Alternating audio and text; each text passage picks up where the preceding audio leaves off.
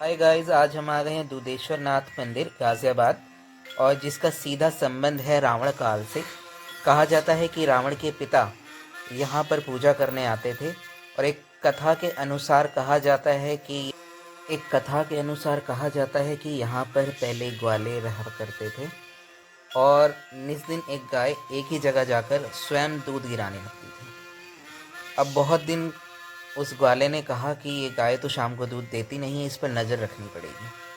अब वो गया गाय के पीछे पीछे जाता था और देखता था ये गाय रोज एक ही जगह जाकर स्वयं अपना दूध गिराती है। दूसरी ओर वहाँ पर एक महान भक्त हुआ करते थे शिव जी के, जिन्हें स्वप्न आया कि मैं यहाँ पर विराजमान हूँ, मुझे यहाँ से निकालो। जैसे ही ग्वाला वहाँ गया अपनी गाय को देखने, उधर से वो भक्त भी चले आए। उन्होंने कहा, आप क्यों आए हैं? उन्होंने कहा कि मुझे एक स्वप्न आया, यहाँ पर शिव भगवान है। ग्वाले ने कहा, मेरी गाय भी यहीं रोज दूध गिराती है, तो हमें इस जगह की खुदाई करनी होगी। जैसे ही खुदाई की गई, वहाँ पर शिवलिंग नजर आ गया। उसी दिन के बाद से वह शिवलिंग वहाँ स्थापित कर दिया गया और वहीं पर पूजा की जाने लगी। कुछ बुजुर्गों ने कहा, यहाँ पर एक जल स्रोत जरूर होना चाहिए। धीरे धीरे खोज की गई तो पता चला वहाँ पर एक कुआं भी है। कहा जाता है कि उस समय के दौरान उस कुएं का पानी सफ़ेद हो जाता था दूध की तरह, और वह कभी मीठा हो जाता और कभी पानी की तरह हो जाता। पुराने समय में यहाँ पर एक नदी बहा करती थी, हर नंदी, जिसे आज के समय में हिंडन के नाम से जाना जाता है। मंदिर की कुछ अन्य विशेषताएं इस प्रकार हैं कि मंदिर का मुख्य द्वार एक ही पत्थर से तराशा गया है।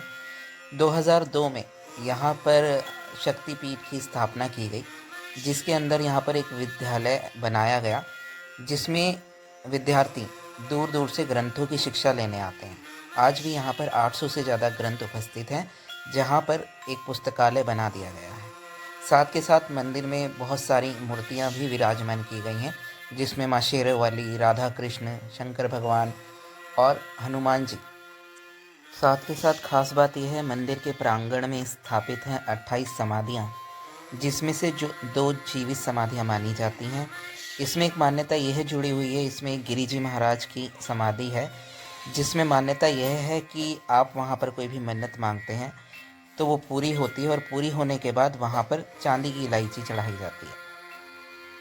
यहाँ पर आपको देखने को मिलेगा प्राचीन घंटा और मंदिर के मुख्य द्वार पर विराजमान है श्री गणेश रिद्धि सिद्धि के साथ, और दूसरी तरफ विराजमान है अर्धनारेश्वर।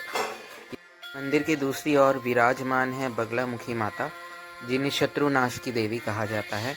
आपका कोई भी कोर्ट कचहरी का काम हो या कोई भी वाद विवाद हो, आप यहाँ पर दर्शन कर कर जाएं, आपको उसमें सफलता मिलेगी। बगलामुखी माता के मंदिर के ठीक सामने नवग्रह मंदिर की स्थापना भी की गई है। जैसे कि कहा जाता है कि यहाँ पर मंदिर का रख रखाव पिछले 550 सालों से महंत परंपरा के अनुसार हुआ, जिसके अंतर्गत यहाँ पर मंदिर का जीर्णोद्धार कई बार किया गया है, जिसमें छत्रपति शिवाजी का भी योगदान रहा। फिलहाल मंदिर में कॉरिडोर निर्माण का कार्य चल रहा है ताकि कांवड़ यात्रा में सुविधा हो सके।